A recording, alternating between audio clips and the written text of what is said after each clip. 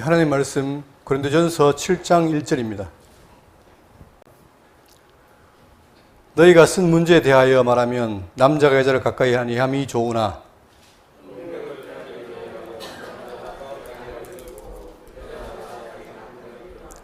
남편은 그 아내에 대한 의무를 다하고 아내도 그 남편에게 그렇게 할지라.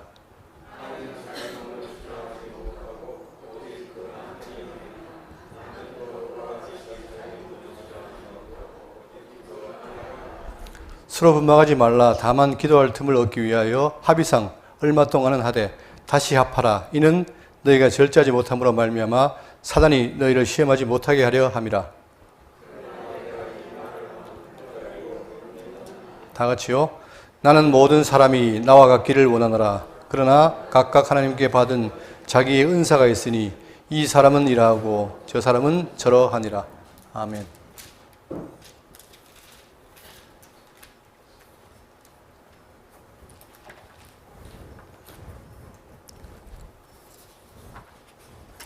오늘은 고린도서 10강이 되겠습니다.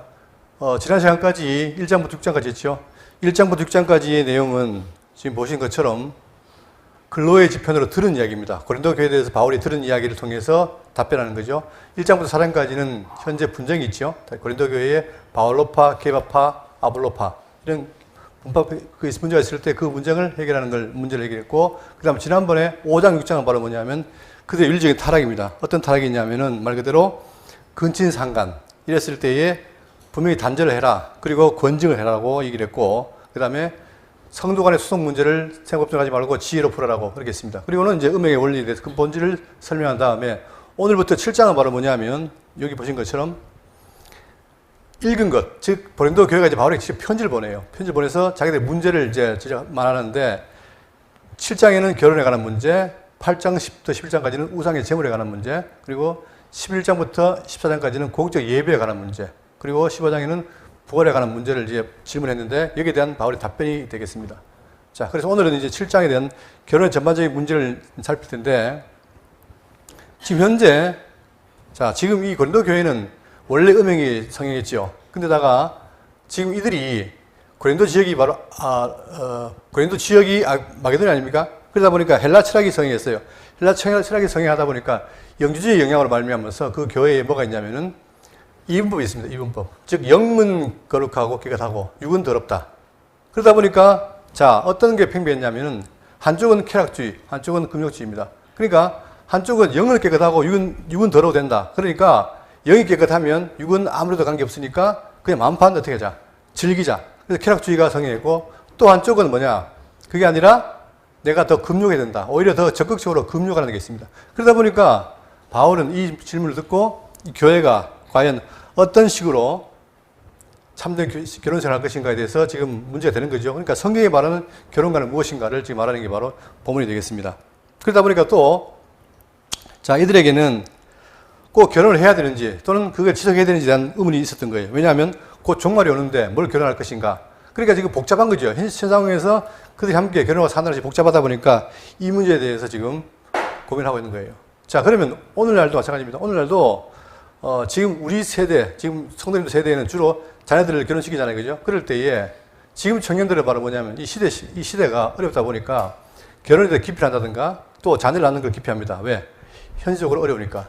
자, 이런 것들이 시대마다 있는 거죠. 그럼 지금 이 결혼 문제는 고린도 교회가 현재 당하고 있는 상황이 바로 이러한 상황이라는 사실을 기억하시고 지금 영주주의 영향이 크다는 거예요. 자, 교회 살펴보면은 이 철학적인 상황에 들어와서 교회의 진리를 훼손하는 게 많아요.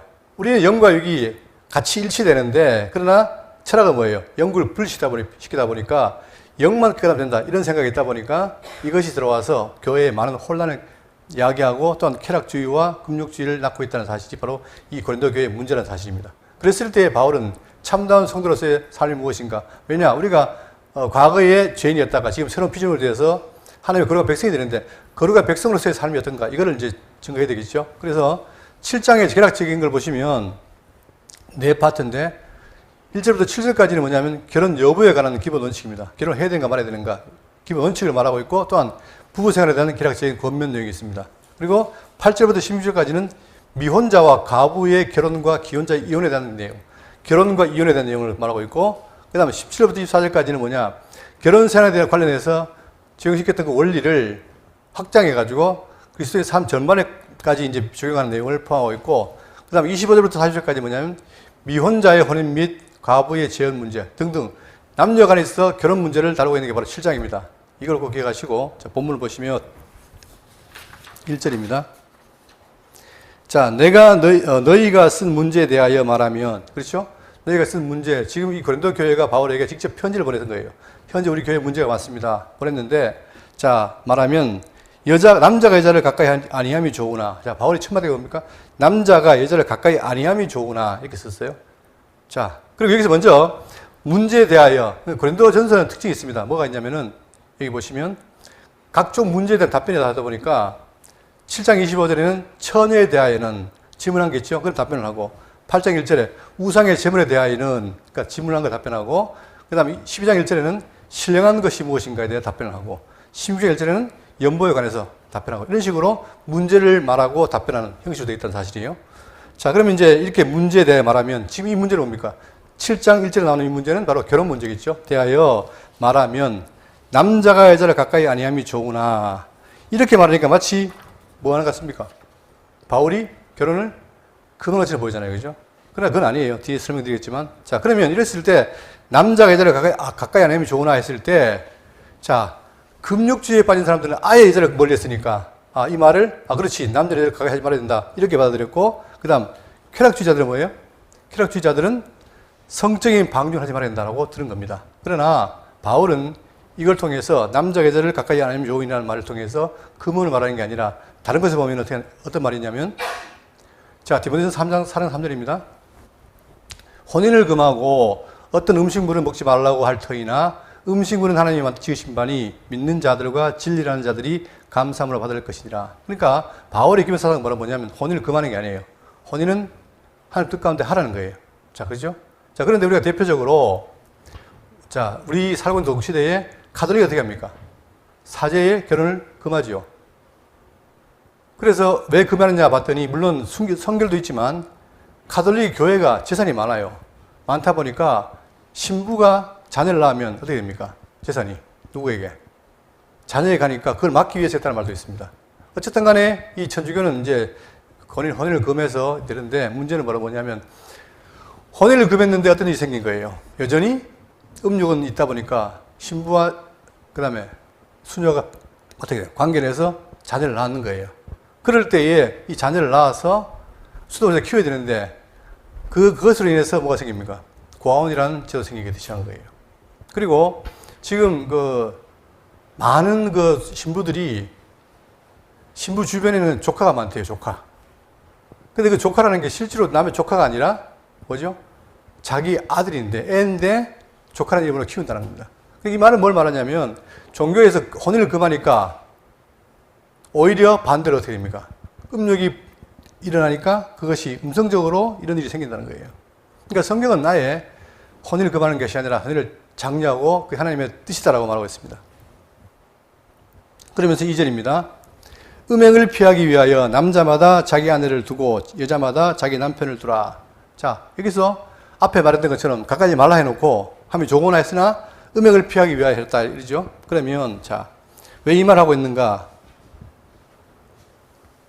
창세기 1장 28절 보시면, 하나님이 그들에게 복을 주시며 하나님이 그들에게 이르시되 생육하고 번성하여 땅에 충만하라. 땅을 정복하라. 바다의 물고기와 하늘의 새와 땅에 움직이는 모든 생물을 다스리라 하시니라. 아담에게 복을 줍니다. 그 복이 바로 뭐냐 하면은, 우리가 이 성경에 나오는 복이 중요한데, 이 복이 바로 뭐죠? 내용은 나라예요. 그리고 그 나라를 이루는 방법은 구속인데, 중요한 것은 아담에게 복을 준 거예요. 이 복을 주기 위해서 어떻게 됩니까? 나라가 이루어져야 되는데, 그러면 어떻게 돼요? 자녀를 낳아야 되겠죠. 그래서 하나님께서 어떻게 되느냐? 최초로, 자, 아담에게 돕는 배표를 줘서 부부를 막 하게 됩니다. 2장 20절에 아담이 모든 가축과 공중의 새와 들의 모든 짐승에게 이름을 주니라. 아담이 돕는 배필이 없으므로 여호와 하나님이 아담을 깊게 잠들게 하시니 잠들매 그가 그 갈빗대 하나를 취하고 살로 대신 채우시고, 여호와 하나님이 아담에게서 취하신 그 갈빗대로 여자를 만드시고 그를 아담에게로 이끌어 오시니 아담이 이르되 이는 내 뼈 중에 뼈요 살 중에 살이라. 이것이 남자에게서 취하였은즉 여자라 부리라 하니라. 그러니까 아담이 독차는 것이 보기 안 좋아서 하나님께서 갈빗대로 여자를 만듭니다. 그리고는 어떻게 합니까? 여자라 해서 둘이 함께하게 하는 거죠. 이러므로 남자가 부부를 떠나 그의 아내와 합하여 둘이 한 몸을 이룰지니라. 이게 최초의 바로 결혼 선포입니다. 그러니까 하나님께서는 뭐냐? 생육 번성의 복을 이루기 위해서 남자 여자가 합하도록 만든 거예요. 이게 결혼입니다. 이게 이제 성경에 말하는 것이었는데, 자, 이것이 잘 유지됐다면 어떻게 되겠습니까? 잘 유지되면은 여전히 복된 가운데 자녀가 출생할 텐데, 문제는 어떻게 됩니까? 아담이 타락하지요. 여러분, 타락했을 때에 아담에게 주어진 벌칙이 있습니다. 그게 뭐죠? 정령 죽을 뿐만 아니라 어떻게 됩니까? 무슨 수고를 주죠? 해산의 수고가 오게 되잖아요. 그죠? 그러니까 해산의 수고가 따라붙고 저주가 덮인 거예요. 그러다 보니까 하나님이 만들어준 이 결혼제도가 손상되기 시작한 거죠. 그래서 어떤 일이 벌어지느냐? 로마서 1장 22절입니다. 인간이 타락한 인간이 스스로 지혜 있다 하나 어리석게 되어 썩어지지 아니하는 하나님의 영광을 썩어질 사람과 새와 짐승과 기어다니는 동물 모양의 우상으로 바꾸느니라. 결국은 하나님을 두기 싫으니까 됩니까? 우상을 만들어 놓고 거기를 절을 하는 거예요.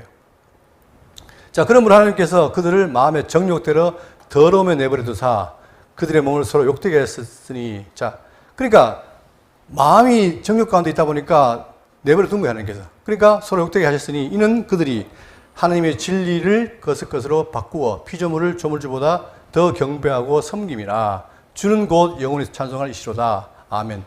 그러면 이 때문에 하나님께서 그들을 부끄러운 욕심에 내버려 두셨으니 곧 그들의 여자들도 순리대로 쓸 것을 바꾸어 영리로 쓰며, 자, 타락하다 보니까 그들이 하나님께서 아담과 하와를 통해서 함께 한 몸을 만드는 것을 깨기 시작해서 그때부터 어떻게 됩니까? 욕심이 생기는 거예요. 한 여자가 만족돼 안 되는 거예요. 한 남자가 만족이 안 되고. 그러다 보니까 욕심이 생기니까, 자, 그들의 여자들도 순리대로 쓸 것을 바꾸어 영리로 쓰며, 이제 음란이 막 생기기 시작한 거예요. 그와 같이 남자들도 순리대로 여자 쓰기를 버리고 그냥 자기 아내를 사랑하면 되는데 그게 아니라 다른 여자를 넘보고 이런 일이 벌어진단 말입니다. 서로 향하여 음욕이 부릴 듯 하며 남자가 남자와 더불어 심지어는 동성애도 생기고, 그죠? 부끄러운 일을 행하여 그들의 그릇 때문에 상당한 보응을 그들 자신이 받았느니라. 원래 치어던 그 결혼 제도가 이렇게 타락함으로 어그러진 거예요. 그리고는 음행이 난무하게 된 거죠. 따라서 지금 바울은 뭐냐면 이 결혼에 대한 문제를 받았을 때 뭐라 합니까? 7장 2절에 뭘 피하기 위해서?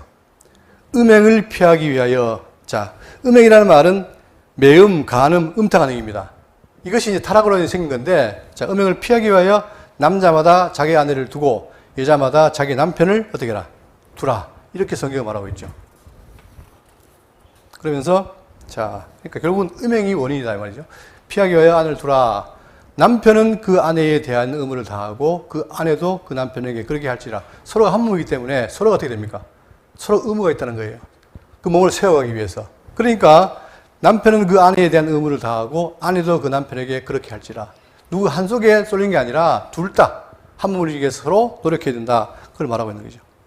왜 그러냐? 아내는 자기 몸을 주장하지 못하고 오직 남편이 하며 남편도 그와 같이 자기 몸을 주장하지 못하고 그 안에 오직 아내가 하나니. 그러니까 남편과 아내가 탈선하면 어떻게 돼요? 책임이 누가 됐습니까?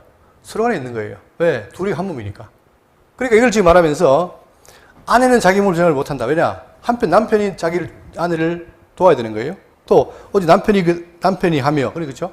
자, 아내의 몸은 남편이 주장하고, 그 다음에 남편도 같이 자기 몸을 주장하지 못하고 오직 아내가 하나니. 서로 한 몸이라는 사실을 잊지 말라는 거예요. 그런데 이 고린도 교회는 뭐냐면 음란이 횡행한 거예요.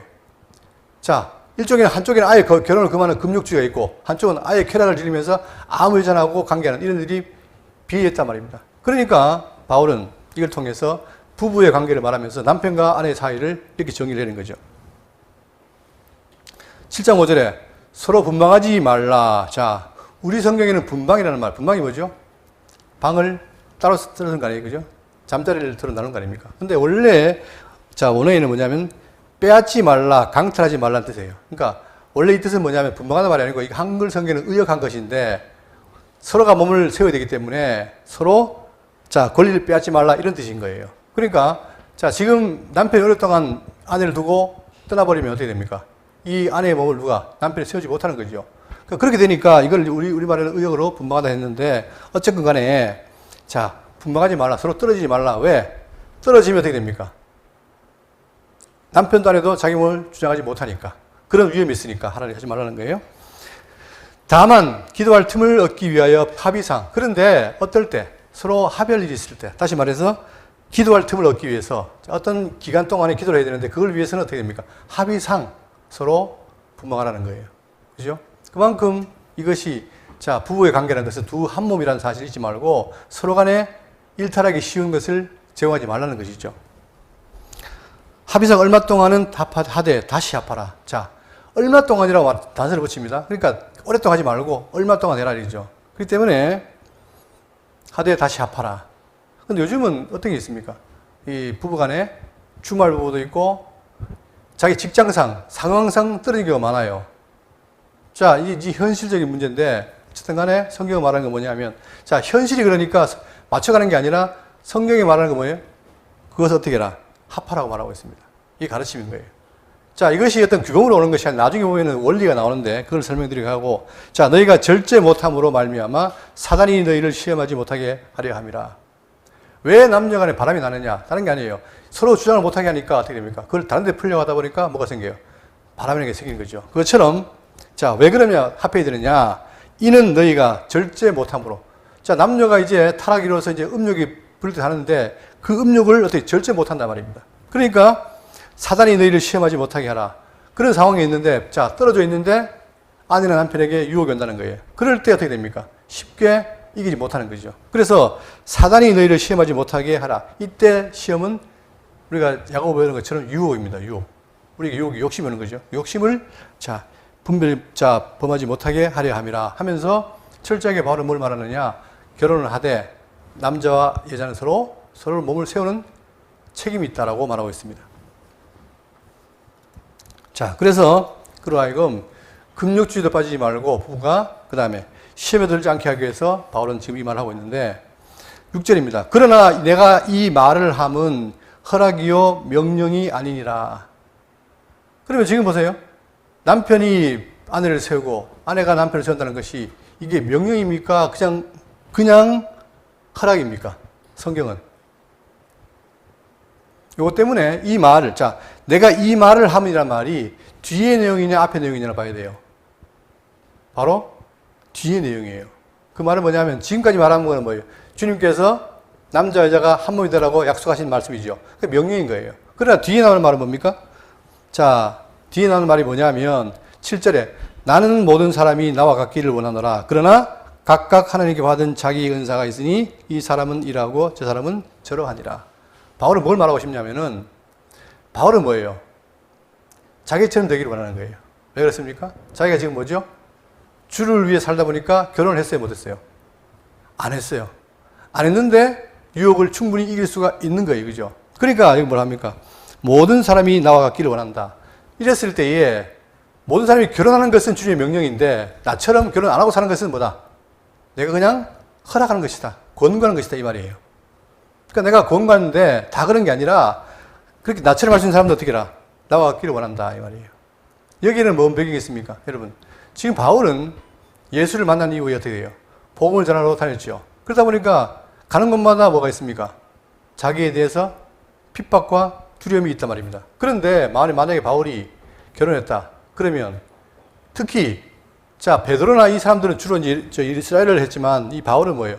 이방인을 전도해야 되잖아요. 그러면 이방인을 다 돌아다녀야 되는데 아내가 있다면 자기가 복음 전하는데 많은 뭐가 있습니까? 제약이 있는 거예요. 그러다 보니까 바울은 아예 자기 복음을 위해서 어떻게 합니까? 자기의 어떤 결혼을 포기한 거예요. 그런데 하나님께서 그에게 뭐였습니까? 이 주의 일을 위해서 그에게 은사를 준 거예요. 그러니까 바울 입장에서는 뭐냐? 결혼 안 해도 아무 문제가 없는 거죠. 또한 자, 지금 이 당시에 많은 위험이 있어요. 특히 기독교인들에게는 핍박이 있는데 이 핍박을 위해서라도 어떻게 바울은 나처럼 되기를 원한다. 지금은 우리가 예수를 믿지만 큰 핍박이 없잖아요. 그죠? 그러나 이 당시에는 뭐냐? 예수 믿고 잘못되면 죽기까지 한단 말입니다. 그러니까 지금 바울 입장에서는 결혼 안 하는 것이 좋겠다. 근데 그것은 명령이 아니라 내가 그냥 권하는 말이다. 이 말이에요. 요즘도 뭐 그렇다면 결혼 안 한다는 사람이 많은데 제가 아는 사람들은 결혼 안 한다고 하고 다 결혼하더라고요. 그러니까 이제 이게 쉬운 게 아니죠. 자.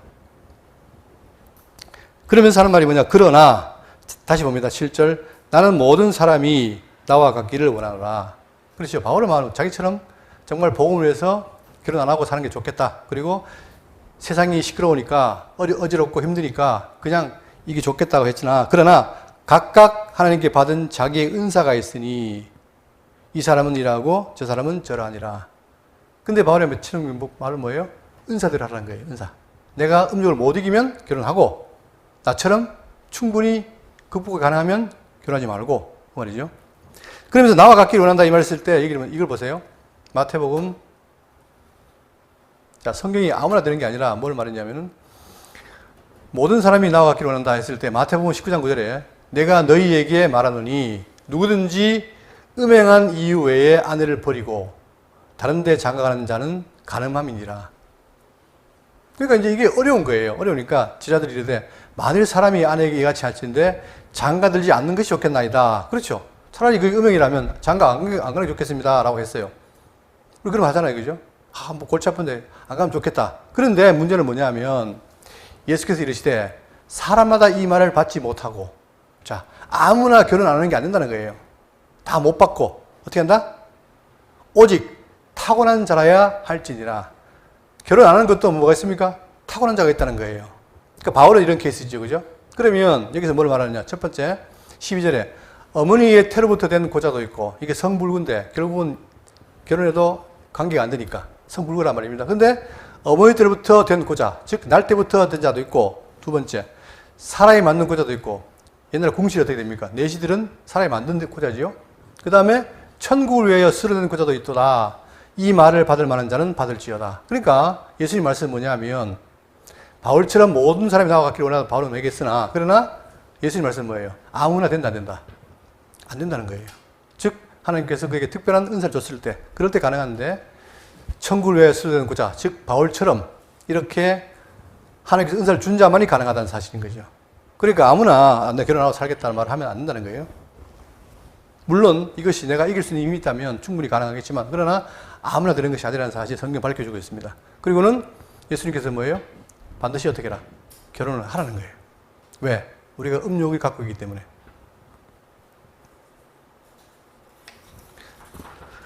자, 이렇게 이제 7절까지 말씀한 다음에 8절입니다. 내가 결혼하지 아니한 자들과 과부들에게 이르노니. 자, 이제는 구체적으로 진명하면서 결혼하지 아니한 자들과 과부들에게 이르노니 나와 같이 그냥 지내는 것이 좋으니라. 바울은 자기가 너무 혼자 사는 게 좋은가 봐요. 그러니까 계속 그걸 권하는 거죠. 나와 같이 지내기는 것이 좋으니라. 그러면서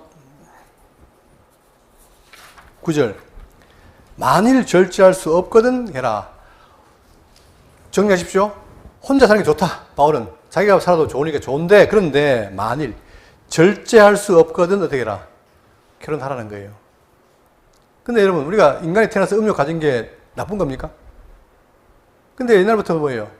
음욕이라는 말 자체를 어떻게 씁니까? 사람들이 터부시했잖아요. 그래서 성경은 뭐예요? 인간으로 태어났을 때 음욕을 갖는 게 당연한 거예요. 그죠? 그런데 그것이 음욕이 음행으로 가면 안 된다는 거죠. 그러니까 한 남자 한 여자 만나서 같이 사는 것이 정당하다는 것을 성경이 말하고 있는 거예요. 그리고 그랬을 때에 하나님 주신 복인 자녀를 어떻게 돼요? 출생하게 되고 그것이 복이 되잖아요. 그죠? 그런 것처럼 지금 자, 이 결혼을 정당하고 있는데 절제할 수 없거든 결혼하라. 정욕이 불같이 타는 것보다 결혼하는 것이 나으니라. 그래서 결혼 원인 중에 하나가 바로 뭐냐? 첫 번째 근본 원인이 뭐예요? 하나님께서 남녀를 하나가 되게 한 게 중요한 거고 그 다음 현실의 문제는 뭡니까? 음욕 때문에 정욕이 불같이 있을 때 결혼하는 거예요. 만약에 그걸 극복할 수 있다면 바울처럼 안 해도 된다 이거죠. 그러니까 선택의 여지가 있는 거죠. 그러니까 문제는 뭐냐? 내가 어떤 은사를 받고 태어났느냐? 자기를 봤을 때. 그러면서 10절입니다. 결혼한 자들에게 명하노니 내가 명하노니 명하는 자는 내가 아니요 주시라. 자, 이러면서 결혼한 자들에 대한 명령을 합니다. 여러분 여기서 바울의 권면과 명령은 달라요. 이 명령은 진리고 진리의 말씀이고 권면은 바울의 권면이고 차이가 있죠. 뭐라고 권면했느냐 명령했느냐? 여자는 남편에게서 갈라서지 말고. 여기는 이유가 없습니다. 왜요? 주님이 정해놓은 거예요. 그러니까 여자는 남자에게서 갈라서지 말고 자 말하라. 이게 근데 문제는 뭐예요? 사람들이 악하다 보니까 만일 갈라섰으면 어떻게 돼요? 그대로 지내든지 그냥 이혼한 상태로 지내든지 아니면 다시 그 남편과 합하든지 하라. 똑같이 남편도 아내를 버리지 말라 이거예요. 근데 이게 쉽게 안 되잖아요. 그죠? 그러니까 이게 원리란 말입니다. 말씀, 성경의 말씀, 진리, 결혼에 대한 얘기인데 여러분 이게 안 되다 보니까 이스라엘 사람들은 어떻게 했습니까? 이혼할 때 뭘 줘요? 예? 이혼? 자, 여기 나옵니다. 마태복음 19장 3절에 바리새인들이 예수께 나와 그를 시험하여 이르되 시험합니다. 이르되 사람이 어떤 이유든 있으면 그 아내를 버리는 것이 옳으니까 질문이 뭐냐면 어떤 일이 있다. 의심이 있다라든가 뭐 때문에 아내를 버리는 것이 옳습니까? 라고 물었어요. 예수께서 대답하여 이르시되 사람을 지으시니가 본래 그들을 남자 여자로 지으시고 말씀하시기를 그러므로 그 사람이 그 부모를 떠나서 아내에게 합하여 그 둘이 한 몸이 될지니라 하신 것을 읽지 못하였느냐. 성경의 원리는 뭐예요? 남녀가 나눌 수 있다 없다? 없다는 거예요. 이건 철칙인 거예요. 그런데 이제 이 바리새인의 질문이 뭐냐면 무슨 이유가 있어가지고 버린다. 그럼 됩니까 안 됩니까? 묻는 거예요. 그러니까 6절에 그런즉 이제 둘이 아니요 한 몸이니 자, 한 몸이란 말이 특이하잖아요. 그죠? 분명히 둘인데 하나라는 거예요. 그래서 어떻게 됩니까? 남편이 아내가 남편을 서로 세워야 된다. 이게 한 몸 아닙니까? 자, 그런지 둘이 아니요 한 몸이니 그러므로 하나님 작정해 준 것을 사람이 나눌지 못할지니라 하시니 여짜오되 그러면 어찌하여 모세는 이혼 증서를 주어서 버리라 명하였나이까? 여러분 유대인들은 율법상 어떻게 돼요? 이혼하고 증서를 주면 어떻게 됩니까? 자기는 잘한 거라고 생각하는 거예요. 여러분 그러면 이혼 증서라는 것이 합법입니까? 이게 주님 보시기에 정당하다가 아니라 단서가 있어요. 뭐라고 했습니까? 이게? 뭐 때문에? 모세가 너희 마음의 완악함 때문에 아내 버림을 허락하여 하도 안 살라 그러고 아내를 이혼 안 시키면 죽이려고 하니까 그러니까 너희 완악함 때문에 준 거라 뿐이다 하는 거예요. 임시방편이라는 거예요. 그러나 원래 원칙은 뭐예요? 버리면 된다 안 된다? 안 된다는 거예요. 근데 사람이 사악하니까 자기 사악 맞춰가지고 도저히 이 사람은 못 살겠습니다 라고 자꾸 버리려고 하니까 그때는 어떻게 해라? 이혼증 써가지고 그로 하여금 살아가도록 해라는 거죠. 그거는 근본적으로 뭡니까? 인간이 완악하기 때문이라는 거예요. 근데 예수의 답변은 뭐예요? 버린 것이 옳으니까 했을 때 답변은 뭡니까? 버리면 된다 안 된다? 안 된다는 거죠. 본래는 그렇지 아니하니라 이거예요. 그러니까 바울은 그런 원리, 주님의 명령에 따라서 다시 봅니다. 10절에 결혼한 자들에게 내가 명하노니 명령이에요. 명하는 자가 내가 아니요 주시라. 그러니까 내 바울이 전하지만 내 명령이 아니라 주님의 명령이다. 여자는 남편에게서 갈라서지 말고 이게 원칙이란 말입니다. 그러나 만일 갈라섰으면 어떻게 해라? 그대로 지내라고. 아니면 다시 그 남편과 화합하든지 해라. 이렇게 말하는 거예요. 마찬가지로 남편도 아내를 버리지 말라. 이게 원칙이란 말입니다. 그러니까 이 말씀을 기준으로 살 때 우리 성도는 뭐냐? 이 말씀이 기준이 돼야 되는 거죠. 자, 그 나머지 사람들에게 내가 말하노니 이는 주의 명령이 아니라 보십시오. 또 구분하죠. 바울이 이거는 주의 명령인데 이건 아니다는 거예요. 그게 뭐냐? 만약 어떤 형제에게 믿지 아니하는 아내가 있어 남편과 함께 살기를 좋아하거든 그를 버리지 말라. 자, 결혼했는데 남편과 아내가 서로 뭐예요? 신앙이 달라요. 자, 남편을 믿는데 아내가 안 믿는다든가 아내를 믿는데 남편이 안 믿는다 이런 상황이란 말입니다. 그럴 때에 자, 만약 어떤 형제에게 믿지 아니하는 아내가 있어 남편과 함께 살기를 좋아하거든 그를 버리지 말라. 자, 서로 안 믿는데 서로 믿음이 다른데 이 부부가 같이 살고 싶어 한다는 거예요. 그럼 어떻게 해라? 버리지 말라는 거예요. 어떤 자에게 믿지 아니하는 남편이 있어 아내와 함께 살기를 좋아하거든 그 남편을 버리지 말라. 이거는 명령이 아니라 뭐라는 거죠? 바울의 권고란 말이에요. 권면. 왜 그렇습니까? 왜 그럴까요?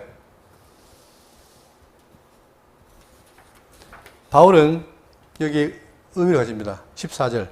믿지 아니하는 남편이 아내로 말미암아 거룩하게 되고 믿지 아니하는 아내가 남편으로 말미암아 거룩하게 되나니. 자, 이러다 보면은 함께 살다 보면 어때요? 서로 좋아 살다 보면은 믿는 아내로 말미암아 남편이 거룩하게 되고 또 믿는 남편으로 말미암아 아내가 거룩하게 된다면 좋은 거 아닙니까? 그죠? 그러니까 결국은 결혼하는 것이 둘이 한 몸을 이루어서 사는 것인데 자, 서로 안 믿었지만 나중에 이 남편과 아내로 인해서 믿게 된다면 그게 좋다는 거예요. 그렇지 아니하면 너희 자녀도 깨끗이 하지 못하리라. 이 말은 뭐냐? 만약에 그렇게 아니고 이 부부가 갈라선다. 그럼 어떻게 돼요? 자녀도 그로 인해서 어떻게 됩니까? 깨끗하지 못하게 된다는 말은 뭐예요? 진리 안에 있지 못하게 된다는 말이죠. 그러나 이제 거룩하다. 그러나 함께 산다면 거룩하니라. 이렇게 말하는 거예요. 그렇기 때문에 이 부부의 사랑의 관계가 이런 의미가 있다는 사실을 우리가 알 필요가 있는 것이 바로 뭐냐? 그 하나님께서 뭐예요? 서로 살기를 원하면 있으라는 거예요. 목적은 바로 뭐다? 그 서로 간의 그런 일로 인해서 거룩을 이룰 수 있다는 사실을 말하고 있습니다.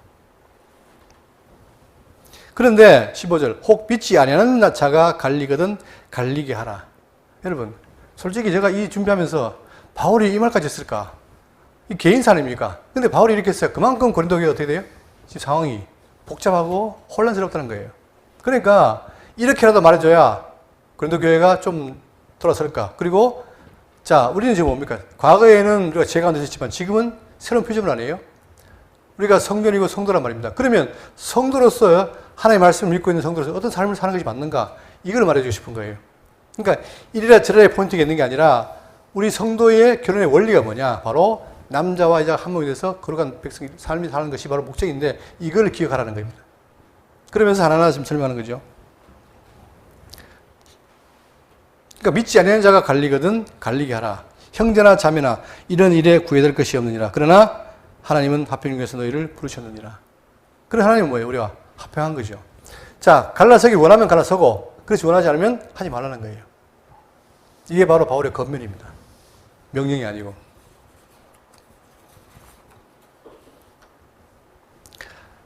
그리고 16절 아내 된 자여 네가 남편을 구원하는지 어찌 알 수 있으며. 그렇죠. 아무도 모르잖아요. 그렇죠? 그러니까 남편이라는 사람이 안 믿는데 아내를 좋아해요. 그러면 그럴 때 아내 된 자여 네가 남편을 구원하는지 어찌 알 수 있으며. 우리 모른다는 거죠. 그러나 하나님께서 살게 할 때는 뭐예요? 다 의미가 있을 거 아니겠습니까? 또 남편 된 자여 네가 네 아내를 구원하는지 어찌 알 수 있으려. 바로 그게 목적이라는 거예요. 아예 헤어져 버리면 그럴 기회도 없지만 그러나 함께 좋아 산다면 그걸 통해서 서로가 뭐예요? 구원하는 화평의 기회가 있다는 사실을 말해주고 있는 겁니다. 그러나 지금 현대가 워낙 이게 복잡하고 그러다 보니까 지금 보세요. 심지어는 뭡니까? 결혼도 안 하고 우리나라에 법이 통과 안 됐죠. 결혼도 안 하고 남자의 정자를 가지고 와서 여자가 인공수정해가지고 애 낳잖아요. 지금 연예인 있죠. 사유리라고. 그죠? 지금은 결혼관도 많이 깨지고 이제는 뭐 결혼도 안 하고 그냥 자기가 일반 삶은 즐기고 결혼은 정자 받아가지고 낳고 뭐 이런 게 지금 되다 보니까 지금은 이런 결혼관이 점점 사라지는데 이게 바로 뭐냐? 사악한 인간의 뭡니까? 본질이잖아요. 그러면 우리는 성도라면 우리의 표준은 바로 뭐냐? 주변의 현실이 우리 표준이 아니고 성경의 표준인 거예요. 그래서 내가 성도구나. 그러한 백성이라는 걸 알고 성경은 뭘 말하는가. 그죠? 그래서 이 부부가 서로를 세워준다면 이게 한 몸이 되면 우리에게 뭐예요? 참된 진리를 깨닫고 성도로 살 수 있는 뭔가 마련되는 거 아닙니까? 그렇기 때문에 성경 진리는 뭐냐? 세상의 현실과 관계 있지 않다는 거예요. 현실을 뛰어넘는 것이다. 우리는 여기에 포인트를 가져야 되고 내가 성도이기 때문에 주의 말씀이 무엇인가를 늘 기억하고 살아야 되는 거예요. 자, 17절입니다. 오직 주께서 각 사람에게 나눠주신 대로 하나님이 각 사람을 부르신 그대로 행하라. 그렇죠. 우리 모두는 불렀는데 주님께서 불렀는데 은혜로 불렀는데 행위를 본 거 아니라 은혜를 보고 불렀는데 어떻게 해라. 각각 부르신 그대로 행하라는 거예요. 주님이 우리 부르실 때 우리 각자에 뭐가 있습니까? 나에게 주어진 은사가 있는 거예요. 근데 내가 만약에 은사가 이건데 다른 걸 욕심낸다. 그러면 안 되죠. 그러니까 각자가 부르신 그대로 행하라. 내가 모든 교회에서 이와 같이 행하노라. 이것은 결혼뿐만 아니라 모든 우리의 삶에 성도의 삶에 있어서 똑같은 거예요. 확장하는 거죠. 그러면서 자, 내가 할례자로서 부름을 받은 자가 있느냐? 무할례자가 되지 말며. 무할례자가 부르심 받은 자가 있느냐? 할례를 받지 말라. 여러분, 바울이 당면했을 때 바울은 뭡니까? 유대인 아닙니까? 그런데 바울이 함께 다녔던 누구죠? 디모데? 그가 뭐였어요? 이방인이었잖아요. 그죠? 이방인 누가 있었죠? 갑자기 생각이 안 나네. 그랬을 때에 뭡니까? 바울이 누가 이방인과 함께 다닌다는 것을 어떻게 유대인들이 비난했죠. 그럴 때에 어떻게 했습니까? 바울은 할례 받지 않게 했어요. 그러니까 지금 성경이 뭘 말하냐면 할례자로서 부르심 받았느냐? 무할례자가 되지 말며. 일부러 바꾸지 말라는 거예요. 또 무할례자로 부르심 받은 자가 있느냐? 할례를 받지 마라. 할례 받는 것도 아무것도 아니요 할례 받지 않는 것도 아무것도 아니로되. 그렇죠. 이미 벌써 뭡니까 우리가 과거에는 자 율법에 따라서 뭐가 돼요? 과거에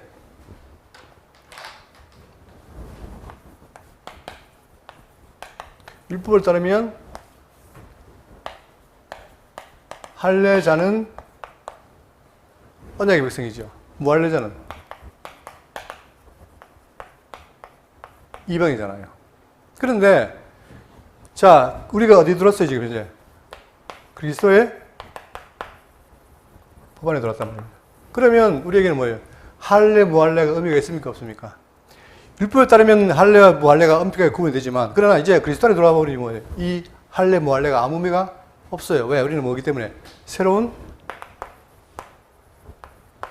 피조물이 되었기 때문에.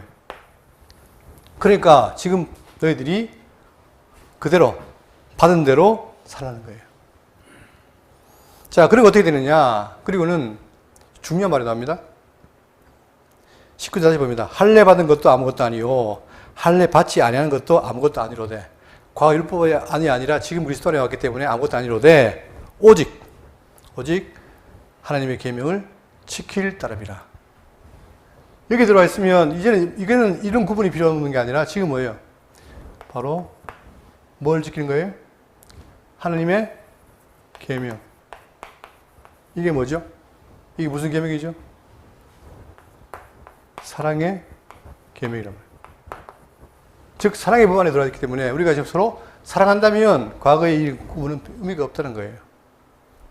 자, 제가 지금 계속 말씀드리지만 우리는 바로 뭐 어떤 성도들이냐? 과거의 모세의 법이 아니라 그리스도의 법 안에 들어온 사람들이에요. 그러다 보니까 서로 네가 육체적으로 이방인이다, 유대인이다. 이게 구분이 중요한 게 아니라 잘났다 못하다 구분이 중요한 게 아니라 지금 뭐예요? 그리스도에 들어왔기 때문에 성도이기 때문에 어떻게? 우리 서로 하나님의 계명을 지키는 사랑하는 성도라. 그렇기 때문에 이렇게 사는 것이 어떻다? 중요하다는 거죠. 그런데 여전히 예습성을 못 버리니까 우리에게 뭐가 있습니까? 남을 판단하고 재단하고 하는 게 있단 말입니다. 그러나 성경은 말하기를 이제 우리가 과거 율법에서 벗어났다. 구분하지 말라. 아무 의미 없다는 거예요.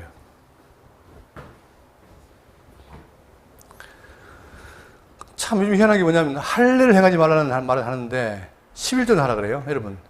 할례를 안 행하려면 어떻게 되면 11조도 해야 돼, 안 해야 돼요? 예?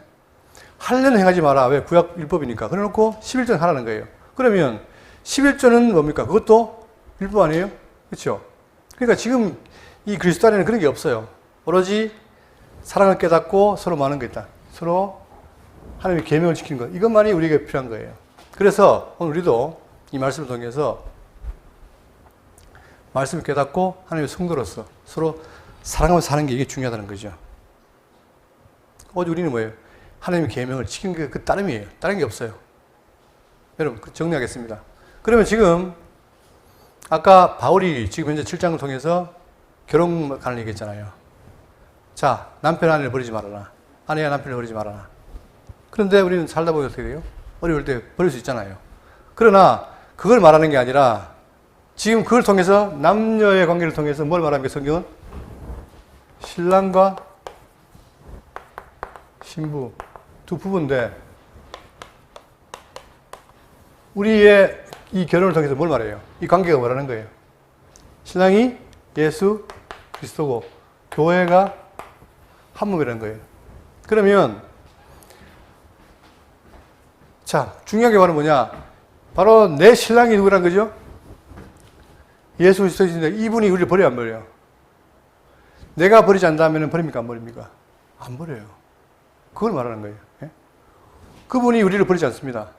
그런데 자, 그분은 나를 안 버리는데 내가 아내와 남편 버린다? 가능해요, 안 가능해요? 그러니까 지금 뭐냐? 대놓고 버리라 버리지 말라 이 말이 아니고 이 원리를 말하는 이 원리. 그분이 우리를 사랑해서 절대 어떻게 한다? 버리지 않는다. 즉 이러한 법이 없다. 나누는 것이 없다 하잖아요. 그죠? 그러면 우리는 이걸 깨달으면 자, 성도로 살아갈 때 부부간에 어떻겠습니까? 비교거리겠어요? 화목하겠어요? 말로라도 화목하겠죠. 자, 그게 있단 말입니다. 그러니까 우리는 이걸 통해서 지금 여러 가지 얘기를 했지만 중요한 건 뭐다? 그분이 우리의 신랑이고 우리가 신부여 한 몸이라는 거예요, 이게. 그런데 비록 육적인 남편이 나를 버릴지 몰라도 내 신랑은 뭐다? 절대 나를 버리지 않는다. 내가 뭐 하지 않는다. 신랑을 거부하지 않는다면 버리지 않습니다. 오늘도 그 신랑을 모시고 살아가시기 바라겠습니다. 기도하겠습니다.